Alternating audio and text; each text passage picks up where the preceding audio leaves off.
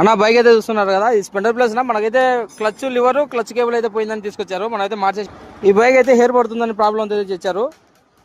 ఈ బైక్ అయితే షేక్ ఆడుతుందని ప్రాబ్లం అయితే తీసుకొచ్చారు. వీల్ బేరింగ్లు అయితే పోయాయి, మార్చేసాము. ఈ బైక్ అయితే స్టార్ట్ అయితే కావట్లేదన్న. టోటల్గా అయితే చెక్ చేసాం, ప్లగ్లు అయితే మార్చాము, అయినా కానీ ప్రాబ్లం అయితే సాల్వ్ కాలేదు. కార్డ్ అయితే క్లీన్ చేయాలి. మనకు ఈ బైక్ వచ్చేసి రీమోడల్ అయితే చేయాలని చెప్పారు. మొత్తం అయితే చెక్ చేస్తున్నాం, మొత్తానికి అయితే చేయాలి. ఈ బైక్ అయితే వాటర్ వాష్ మనకైతే జనరల్ సర్వీసింగ్ మొత్తం అయిపోయింది. వాటర్ వాష్ మొత్తం ఆయిల్ చేంజ్ మొత్తం అయితే చేసేసాము.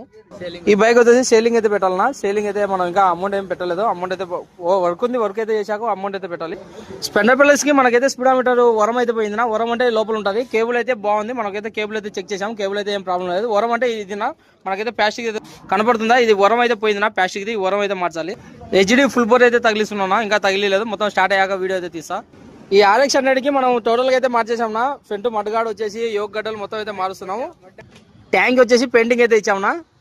ఓకే అన్న, మన వీడియోలో నచ్చితే లైక్ చేయండి, షేర్ చేయండి, మన ఛానల్ని సబ్స్క్రైబ్ చేయండి అన్న.